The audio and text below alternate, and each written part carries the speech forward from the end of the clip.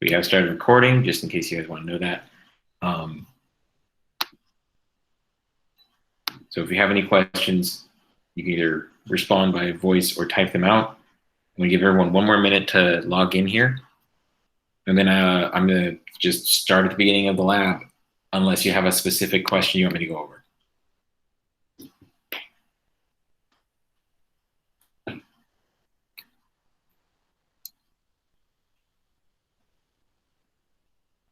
And for anyone who maybe has to leave early or something happens to your connection, don't forget I upload these all to YouTube for you to watch. And that way you can catch up in case you forgot something or if you need to review something we went over. Okay, well, it's 1:05, so we're going to start here. I'm going to switch back over to the full screen so you can see everything. Hi. Hey, oh, quick question to everyone else out there, very important. How many other people have fabulous quarantine hair? I mean, like, mine is just getting so long and luscious. I mean, look at that. Yeah. My hair gets all curly. It gets all, like, flippy whenever it gets long. So I hope you're all getting fashionable. But let's get on to the lab. I'm going to do my entire screen so I can hop around and you can see everything. Okay. I'm sure you're seeing duplicates of a bunch of stuff, so just give me a second to shrink this so that I can put the lab in. And I can still see chat if you have a question. Look at how smart I am. See? Okay, so this is the lab. Let me zoom back out so you can see it all on the same screen. You'll notice these are hyperlinks now. Hyperlinks are back. Oh, all of them are hyperlinks because I already made the video explanation to introduce it, but just in case it wasn't clear or you didn't see it or you don't understand it or whatever, you can go through this kind of step by step, but please hit me up in the chat or talk to me on the earpiece. Let me know if you have a question or you don't understand something, because I'm not going to give you exact answers. I'm going to show you how to set it up and then you do it. So first of all, there's a whole introduction here you want to read through about bending of light. We already talked about Snell's law last week. So this is kind of a review. That's why I did this in a separate week. Usually these are given back to back. Like this is actually the discovery lab where you learn Snell's law. But because of the distance learning, kind of spread it out. So discovering Snell's law through bending of light, you go to this URL, which I've also linked up here just so it's easier to find. And it takes you to something that looks like this. As you go through, it tells you how to set up, which I've already done on that screen, which has already been shown how to do that in the video, the previous video. But this is basically just how to set up all your information. It even tells you the top area, the error is considered medium 1. The index of refraction of n equals error is the default setting, which is 1. The theta 1, which is right here, is the angle measured from the norm. The norm, in case you guys don't remember, is the vertical line, the y-axis on like a graph. The reason why is that's how kind of, you guys remember the normal force is always perpendicular to the surface. That's where it gets its name. The normal force goes along the norm of the line, which is always perpendicular to a surface. So that's where that word comes from. Theta 2 is the refracted angle measured from the norm, which is down here. So now we got kind of our basic terms. In number 4, which it gives a lot of rating, but it's actually extremely simple. It says, hey, the index of refraction gathered by the letter n is defined as the ratio means to divide, of the speed of light in a vacuum to the speed of light in a medium. Now, speed of light in a vacuum, if you have read up in here with all the information and also what's written down here and from previous notes, is known as c, which is 3 times 10 to the 8 meters per second. Now, they gave you the equation, n equals c divided by v. C is 3 times 10 to the 8. V is however fast the light is traveling in that medium. So as light travels into different substances, the velocity of light is lower. For our purposes, the speed of light in a vacuum will be the same as that as in air. If you remember from the worksheet last week, technically air is like 1.0003. We're not going to worry about those decimals. We're, to the 100th or 3 decibels at most. So we're not going to worry about that. use the speed tool to measure the velocity of light in glass, and then write it down. If the wording confused you, and that happens to a lot of students, how long that paragraph is confuses you, this is all it's asking. This very, very last sentence. Use the speed tool and measure the speed of light in air. Now, I'm not going to do the speed of light. I am going to do a random number. See, this isn't glass. Glass is over here. But all you do is you take your speed tool and you put it on the laser, and ta-da, it says 0.86c. So on your version, you would just type in here 0.86c. That's it. That's the answer.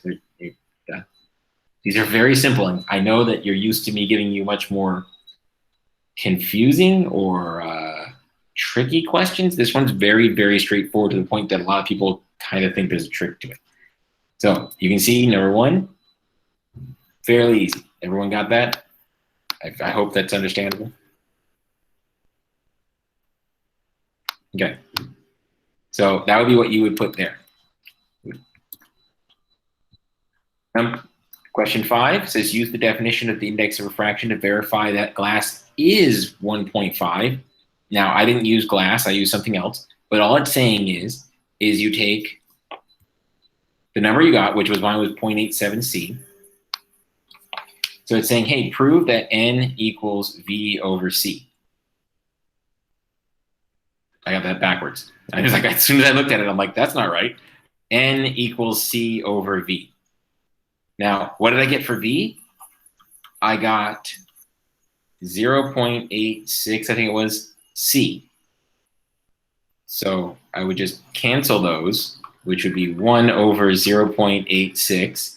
And if I put that in a calculator, it should spit back out the number that was, oh, that's not what I'm trying to do. Did I minimize the window? I can't find my original window because Mac doesn't let me do tabs. All right, so whatever this one was. So yeah, I should get like 1.15 or 1.16. You'll get close to 1.1 for glass. You get close to 1.5. You'll be off like just a little bit, and that's okay. All right, those are the ones that usually throw people in the beginning. But all you gotta do is just type out that equation or insert an image of you doing it. It's not that hard. This one right here sometimes confuses people, and it has a lot of wording to explain to you what's going on. And it's important that you're able to discern what to do, but just in case you're wondering, a little tip is it saying you have two equations. I'm gonna move it off to the side here so you can see it a little better. It says for medium 1, I have V1 equals F lambda 1 and V2 equals F lambda 2. So V1 equals F lambda 1 and V2 equals F lambda 2. What it wants is it wants you to make an equation that has lambda 2 equal to a bunch of other numbers. How do I rearrange two equations into one? Well, they have to have something in common. V1 and V2 are not the same thing. Lambda 1 and lambda 2 are not the same thing. But notice the F's have no notation, which means they are the exact same number. So if I, rearrange these equations into, say, something equal to F, then I could make both equations equal to each other and rearrange for lambda 2. You kind of see what I'm saying here. It's like if I had A equals B over C and A equals D over E, I could say that B over C equals D over E, and then I would just rearrange to solve for whichever equation I needed. I'm hoping that makes sense. Okay, I haven't seen any questions pop up, so I'm assuming you guys are all following along. Or you just turn this on and then you're completely ignoring me in order to make me feel like you actually care, and then you're just playing games. I understand. It hurts though. No, I think you're actually listening. It's just, this is probably not the most exciting thing, but I just want to make sure everyone understands. So that would be what you would write that equation down here. You could do it in by copying and pasting. If you don't know how to do lambda, just copy this and paste it. Ta-da, it's right there. If you want to get rid of that superscript, you just go to format, text, and get rid of the subscript there, and then you can type like normal. So all of that works. For question 7, this is where you're going to actually have to put in data. You have to go to you have to set your wavelength. The wavelength is 650. Well, that's the start. You then have to go and set your N1 value at 1.250, your N2 value, and then all you do is you read off the numbers and put them into this table. The only one that you have to calculate is lambda 2, which you can do from the equation that you write up here in question 6. Now, once you have all those numbers, make sure you want to do it to at least 3 decimal places or 3 sig figs. You want to make sure you have that. Then you're going to divide them. And you'll notice something when you divide them. I want to see if you can figure out what that is. They have a certain relationship when you divide all these numbers this way. So based upon what you see up here, see if you can figure out not only Snell's law equation, but maybe other forms that work for Snell's law. There's actually a couple of different ways to write Snell's law. All right, that was it. That's the whole lab. It's a very easy lab that got edited for the distance learning. Is there anybody in here who has a question, don't understand something? I mean, hopefully that was pretty straightforward.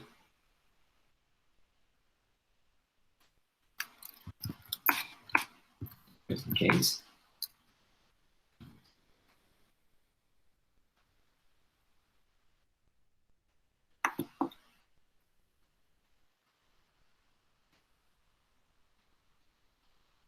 Okay, just making sure, because who knows, internet could be an issue, or a lot of kids are trying to log into to their meetings and they put like their name as loading or connecting or something like that to make it seem like they're having connection issues. I'm not taking attendance for this. You're big kids now.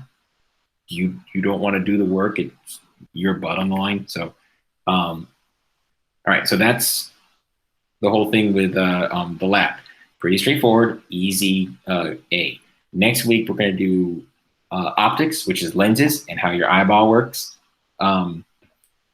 But only just a quick lesson. It's going to be more informative and one equation just so you kind of know how your eyeball focuses information. And that's about it for all the waves units.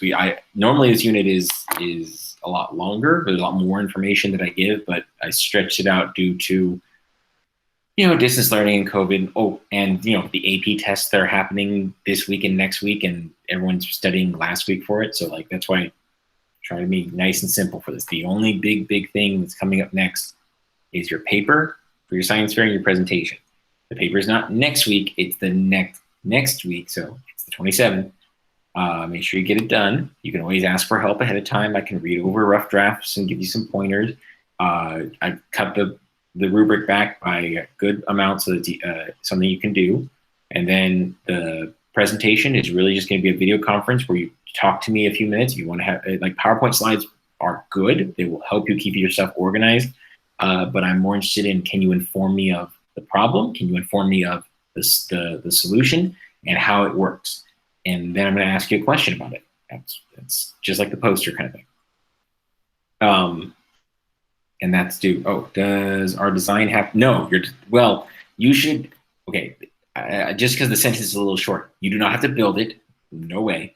But you need to be able to prove to me that it should work. Like, no magic spoon that is able to scoop away all of the pollutants in the air. How does a spoon work? Magic. You kind of need to prove to me that there's some science behind it, that there's some research you've done that things similar to this design have worked. So like, here we go.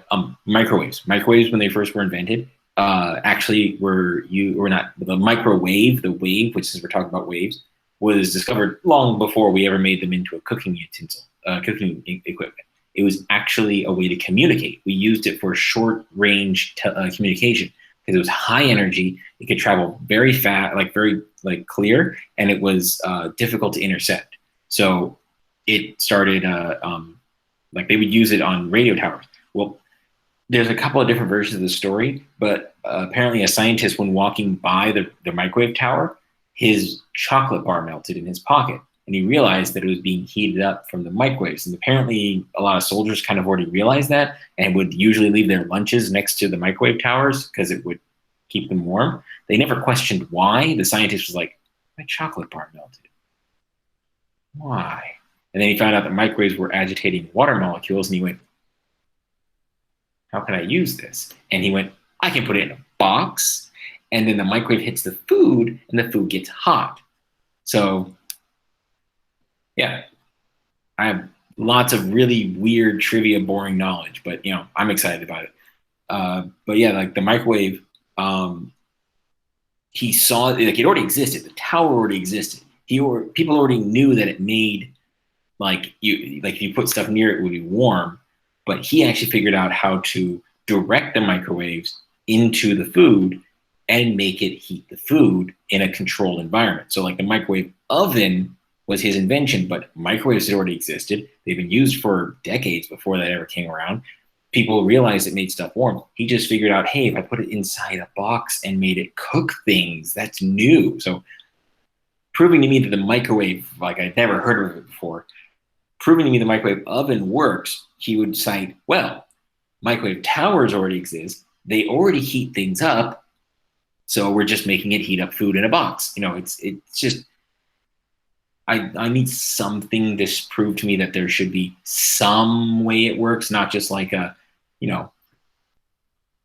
we create a device that's able to make magic, and it works all the time, and you have no idea how it works because the whole thing is about science and engineering. So any questions about, it doesn't have to be built. Please have a diagram though. That is one of the requirements because I need some sort of visualization, because imagine trying to describe to somebody who's never seen it before. Like, I mean, I don't know how many of you are like sciencey nerd people, but are like sci-fi shows, but imagine trying to describe something from a sci-fi show on how it works in detail to someone who has never seen the show ever. Like it's this weird technology they've never heard of. Like if you're a Star Trek fan, dilithium crystals, which means 2 lithium, which is what your battery runs on, except there's 2 of them. But like, imagine explaining how a warp engine or a phaser rifle or a lightsaber actually runs without using a visual. So like just a drawing. I'm not grading you on the drawing capabilities. This isn't a drafting class, although on my YouTube channel, there literally is a YouTube video I made years ago about how to do a blueprint, which if you want to use it, that makes things a whole lot easier for me, but I'm not going to require it. It may make things easier for you too, because it gives you a structure on how to draw things up. But I need something, kind of like with your egg drop, where there's a diagram. It shows me sort of the inner workings and kind of what it looks like. Because if you try and describe something to me and I have no clue what it means, I'm going to have a lot more questions. And as most of you know, you don't want me asking a lot of questions. It tends to make students panic. And I'm sorry about that. So, do you have any questions on, because the next thing on the line on my little table here was science fair questions. So any other questions about the science fair? I don't want to rush. I can wait.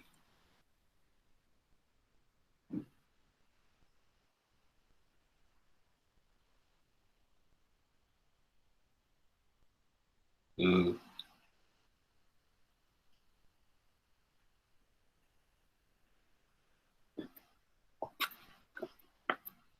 Do I have one? I don't have one.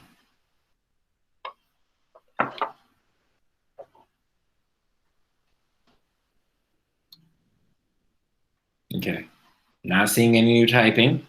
Any questions about, say, gradebook or end of school stuff, or what else did I put on my list?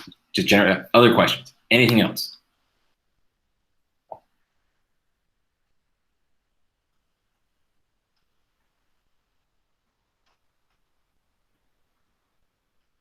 Probably stop presenting the screen if no one's going to ask. I bet that looks weird on the recording. Oh, that's the camera. That's the wrong thing. I'm tech savvy.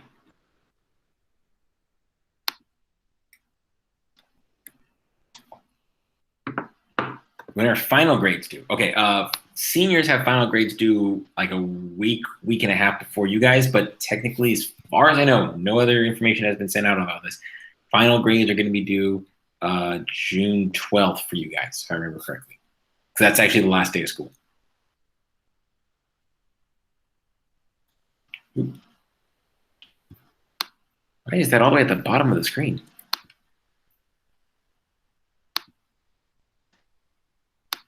Sorry, I can see Gustavo type something, but for some reason, my chat is not scrolling down. There it goes. Let's say we don't do so well in the paper or the presentation. Can we try to make it up somehow?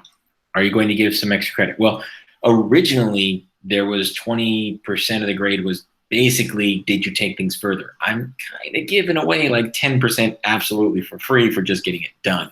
The last 10% is, do you know something beyond the bare minimum of what you wrote in your card and what you wrote on your paper? Like, do you understand a little? Like, did you really think about it? Like, wow, could I have used this in this way? Kind of thing. So, like, if you don't do well in the paper presentation, I mean, papers, like, there's not a lot of time left. There's only a week at the end of school.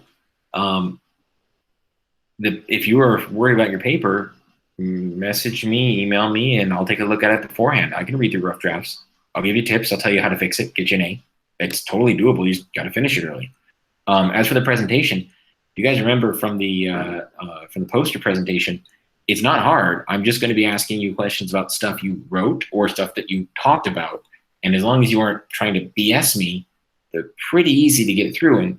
And sometimes even when you're BSing me, you can get through them. I've watched it happen. So it shouldn't be too much of an issue, but if you need more help or you need more guidance or you're unsure of things, message me. Hit me up through Remind. Hit me up through emails. Like a few weeks ago, I was double checking the seniors' science papers because they know I can do it. I can help them. So the only reason why I would say that you don't do well in it is if you haven't been doing any work on it since we started this in late January, early February. And if that's true, then you better get to work because that's on you. You didn't get your work done. I mean, that's why I give you so much time. I don't grade on whether I think the idea is the best thing in the world. I grade on, did you research it? Did you look it up? And do you have support for what you're saying? You could be making something that I totally 100% believe is a not a good invention. You know, oh, there's better versions of this. No, it doesn't matter. It's, did you come up with something? Did you research on whether it will work?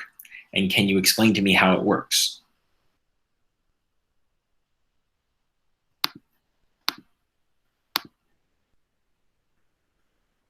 So does that kind of help for that? I mean, heck, if you want to and you message me early enough, we could even do a practice presentation. I don't mind that. I'll sit in front of a camera and listen to what you have to say and go, yeah, these are the kinds of questions I'm going to ask you if you present like that. Or these are the ones that came to mind. So yeah, if you finish early, I have no problem helping you out as long as it's not like, you know, technically it's due midnight on the 27th. If you message me the morning of the 27th, hey, could you read this? I'm like, you know, I could try, but I have other meetings and other stuff, and we're going to have a presentation like this again to answer any last minute questions from the kids who need some guidance. I'll do my best, but you know, the less time you give me, the less help I can give you.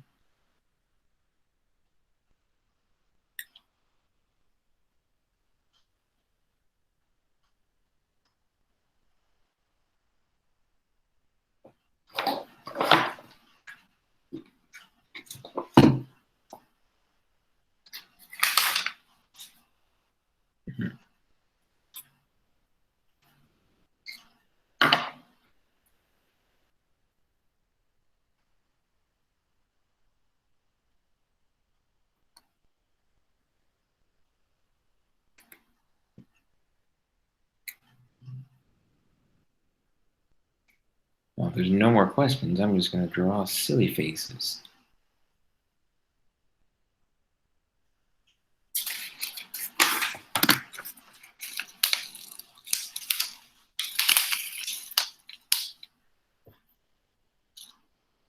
No, it's escaping. Darn mustache.